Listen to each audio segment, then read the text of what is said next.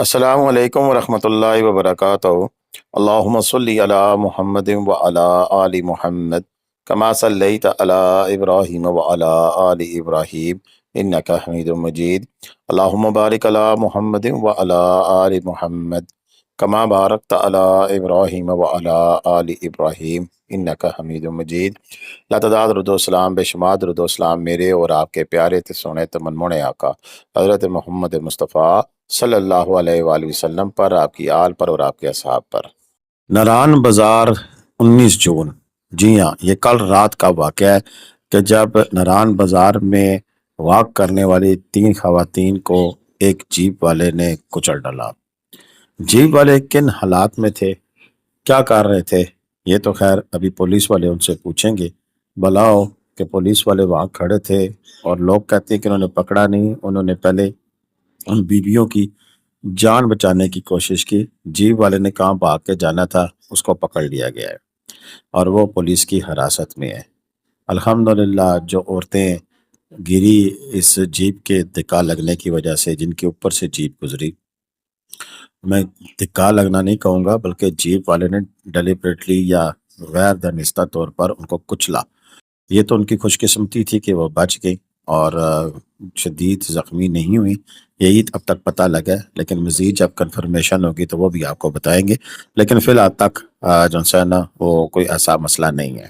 یہ گزشتہ رات کے مناظر ہیں۔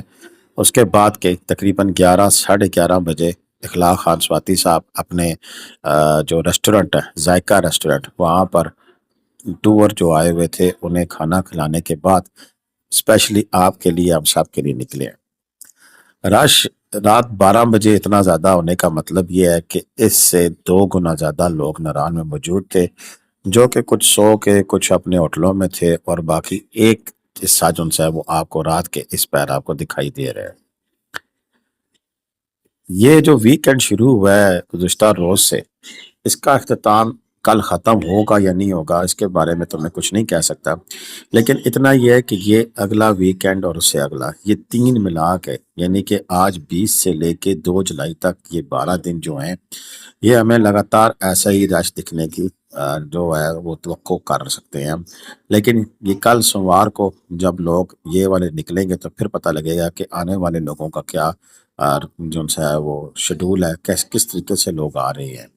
تو اس حوالے سے ابھی تک جو سین ہمیں نظر آ رہے ہیں کہ گزشتہ رات کو نران بالکل فل تھا اور یہاں کے ہوٹلز تمام جو سے ہیں وہ سیاحوں سے بھرے ہوئے تھے، اتنے کہ پیچھے جو گلیوں کے ہوٹل ہیں وہ بھی ہمیں فل دکھائی دے رہے تھے۔ اب یہ سین جو ہے اگر تو آگے چلتا ہے، کیری کرتا ہے اسی طرح، تو پھر تو جناب بات ایسی ہے کہ نران میں ہوٹلوں کے جو کمروں کے ریٹ ہیں وہ نیچے نہیں آئیں گے۔ یہ بھی بات قابل غور ہے کہ کل کوئی ایسی گاڑی نہیں تھی جس کو کمرہ نہ ملا ہو، یعنی کہ کمرے اس روٹین سے لگ رہے تھے، کیونکہ اب چونکہ سوشل میڈیا کا دور ہے اور اس حوالے سے نران سے آگے بھی جو ہیں وہ کافی تعداد میں ہوٹل ہے، جس میں بٹا کنڈی ہے، بڑبئی ہے۔ تو جن ٹورسٹ کو یہاں ہوٹل نہیں ملتا وہ آگے چلے جاتے ہیں یا پہلے سے وہ بک کرا کر آ رہے ہوتے ہیں، تو پھر وہ نران میں وہ سین نہیں بنا، یہ بھی اس میں بھی کوئی دو رائے نہیں ہے۔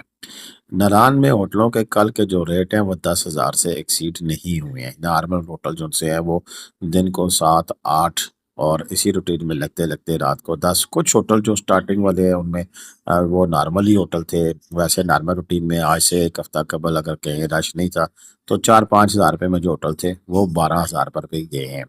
لیکن اگر کسی نے اس سے بھی مہنگا ہوٹل لیا تو ہمیں بتائیں، اور جنہوں نے سستا ہوٹل لیا ہے وہ بھی بتائیں۔ اور اگر کوئی نران میں موجود ہے، کسی ہوٹل میں ہے اور اسے کم ریٹ پہ ہوٹل مل رہا ہے اور وہ بتا سکتا ہے ہمیں، ہمارا نمبر 031352222404 ہے۔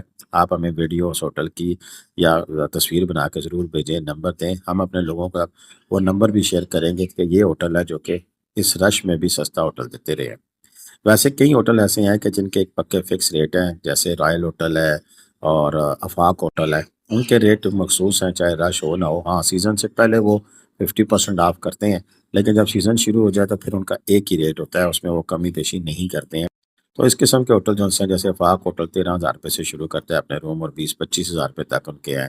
اسی طرح رائل ہوٹل کے بھی 10-12 ہزار روپے سے سیٹ اپ شروع ہوتا ہے، اور پھر آگے مزید اوپر تک بھی ہے۔ ڈیمانچی بھی کسی دور اسی صف میں تھا، لیکن پھر بعد میں ڈیمانچی نے اپنے ریٹ بہت زیادہ گرائے، اس کی سیٹنگ کچھ ایسی تھی۔ اب سنا ہے کہ دوبارہ مینٹیننس کے بعد ڈیمانچی بھی ایک اچھا سیٹ اپ موجود ہے۔ برکف اس رجحان میں کئی چھوٹے ہوٹل بھی ہیں، جیسے ہیپی اسٹے ہوٹل ہے، اس کے علاوہ عبداللہ پیلس بھی ہے۔ تو ان میں بھی 6 سے 8 اور بہت جو بڑے کمرے ہیں، مثلا 4 بیڈ کا کمرہ جو سا یا سویٹ روم ہے، تو وہ پھر 10 اور 15 ہزار روپے میں اویلیبل تھے کل کی ڈیٹ میں۔ دیکھیں، ہم نے نمبر دیا ہوا ہے اور ہم ہوٹل کی کوارڈینیشن بھی آپ کو کرا کے دیتے ہیں، اور ہماری کوشش ہوتی ہے کہ آپ کو کم سے کم ریٹ پہ ہوٹل لے کے دیں اور ہوٹل ڈھونڈ کر دیں، اور چوائس آپ کے مطابق دیں۔ لیکن جب ناران پہنچ جاتے ہیں پھر تو آپ کو بس ہوٹل ملنا چاہیے، یہ آپ کی کوشش ہوتی ہے، چوائس ختم ہو جاتی ہے۔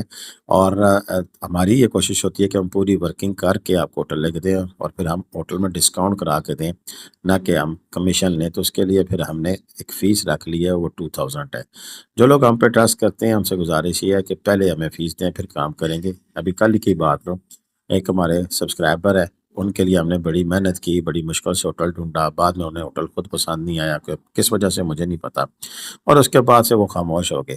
ہماری 2 گھنٹے کی محنت کے بعد ان بھائی صاحب نے یہ گوارہ نہیں کیا کہ یہ انہوں نے اتنی محنت کی ہے تو چلے ہم ان کی فیس ہم ادا کریں، کیونکہ ہم نے متعدد ہوٹلوں سے ان کے لیے پکچرز منگائیں، ان سے رابطے کرائے، یہ چیز ٹھیک نہیں ہے، وہ ٹھیک نہیں ہے، یہ کر لیں، وہ کر لیں، یہ پتہ کرا دیں، وہ پتہ کرا دیں۔ جب چیزیں ساری پتہ کرا کے بعد میں کہ ہم یہ نہیں، شاید کوئی اور ہوٹل مل گیا ہو، ہمیں اس سے نہیں ہے، لیکن چیز یہ ہے کہ سارا کچھ کرنے کرانے کے بعد پھر جب کوئی کہے کہ جی ٹھیک ہے خدا حافظ، تو پھر بندے کو برا لگتا ہے۔